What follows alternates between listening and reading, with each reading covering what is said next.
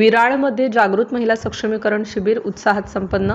महिलांना उद्योजकतेचे धडे. जळकोट तालुक्यातील विराळ येथे महापुरुषांच्या संयुक्त जयंतीनिमित्त विराळ येथे आयोजित करण्यात आलेले जागृत महिला सक्षमीकरण शिबिर उत्साहात आणि मोठ्या प्रतिसादात संपन्न झालं. महिलांना स्वावलंबी आणि उद्योजक बनवण्यासाठी आयोजित या शिबिरात मान्यवरांनी मोलाचे मार्गदर्शन केले. या कार्यक्रमाला डॉक्टर तानाजी चंदावर, सौ सुमिता कावडे मॅडम, सरपंच संतोष प्रभाकर पवार, ज्येष्ठ माजी चेअरमन रामराव एकलोरे, त्याचबरोबर CRP स्वाती तुळशीराम जाधव, माजी उपसरपंच पांडुरंग वाघमारे, शोभाताई गौतम भालेराव, आशा कार्यकर्ती शोभा शिवमूर्ती वाघमारे, रोजगार सेवक दत्ता गोविंद वाघमारे आणि समर्थ धोंडूतात्या कमिटीचे लक्ष्मण एकलोरे यांची प्रमुख उपस्थिती लाभली. कार्यक्रमाचे मार्गदर्शक विशाल पाटील आणि प्रमुख वक्त्या उद्योजिका सुमिता कावडे यांनी महिलांशी संवाद साधला. नाव सुनीता अशोक कावळे, राहणार रेणापूर, तालुका भोकर, जिल्हा नांदेड. माझ्या समूहाचं नाव मीराबाई महिला स्वयंसहायता समूह आहे. त्यात मी एक उद्योजिका आहे. अन्नपूर्णा फूड प्रोडक्ट हे माझ्या कंपनीचं नाव आहे. त्यात मी आवळ्यापासून 12 प्रकार बनवते व मी ह्या महिलांना जास्तीत जास्त उद्योगशील व्हावे. जशी मी उद्योग आहे केला छोट्या याच्या व्यवसायापासून आता मी मोठी झाले, तसंच ह्या महिलांनी सुद्धा काही ना काही केलं पाहिजे, हे माझं उद्देश आहे. आज मी जे गावाला आलो वाटते ह्या गावातल्या महिलांनी माझ्यासारखं काही ना काही छोटासा उद्योग केला पाहिजे.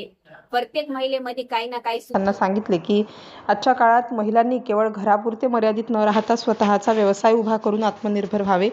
आवळापासून 20 पेक्षा अधिक वस्तू तयार करून त्याची विक्री कशा पद्धतीने केली जाते याची माहिती दिली.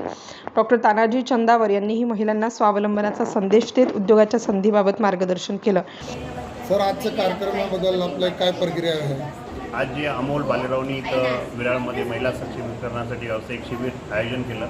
असे मेळावे अमोलजींनी वेळोवेळी विराळ गावासाठी घ्यावे, तिथल्या महिलांना सक्षम करावं आणि तरच या महिला सक्षमपणे उभं राहतील, यासाठी मी त्यांचं पूर्णपणे अभिवादन करतो. त्यावेळी आदर्श शिक्षक मारुती घोटरे यांनी या उपक्रमाचे कौतुक केले, तर सरपंच संतोष पवार यांनी गावात अशा महिला सक्षमीकरण उपक्रमांचे आयोजन केल्याबद्दल अमोल भालेराव, सूरज भालेराव आयोजकांचे अभिनंदन केले. या प्रसंगी अमोल भालेराव यांनी म्हटले की गावातील महिलांना मार्ग आहे तो म्हणजे महिलांना सक्षम करणं आणि त्याच उद्देशाने आम्ही आजच्या कार्यक्रमाचं आयोजन केलं होतं. त्याच्यामध्ये आम्हाला या ठिकाणी कार्यक्रमाला मार्गदर्शन करण्यासाठी खूप मोठे या ठिकाणी आम्हाला वक्ते लाभले.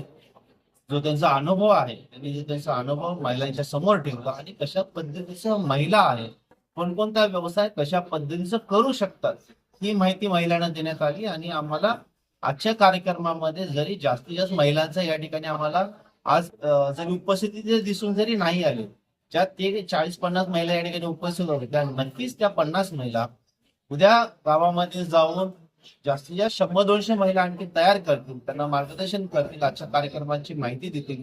एवढं मात्र आजच्या कार्यक्रमामध्ये स्पष्ट झालेलं आहे. आणि आमचा हाच उद्देश आहे की गावातली प्रत्येक महिला सक्षम झाली पाहिजे आणि तिनं गावाचं, आमच्या तालुक्याचं आणि जिल्ह्याचं नाव ह्या कुठंतरी देशावरती घेऊन गेलं पाहिजे. त्याच उद्देशाने आजचा आम्ही कार्यक्रमाचं आयोजन झालं होतं. त्यासाठी प्रमुख उपस्थिती म्हणून अनेक या ठिकाणी आम्हाला प्रमुख पाहुणे या ठिकाणी लाभले, त्यांनी उपस्थिती दर्शवली आणि त्यांनी सुद्धा चांगलं मार्गदर्शन केलं. त्यामध्ये सर्वांचे मी एकदा अभिनंदन आभार व्यक्त करतो. या ठिकाणी पत्रकार बंधू या ठिकाणी उपस्थित झाले, त्यांचे सुद्धा मी या ठिकाणी माझ्या माध्यमातून सर्वांचे आभार व्यक्त करतो.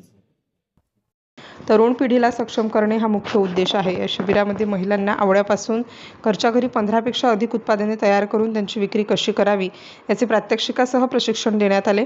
या प्रशिक्षणामुळे महिलांमध्ये उत्साह निर्माण झाला असून उपस्थित महिलांनी समाधान व्यक्त केलं.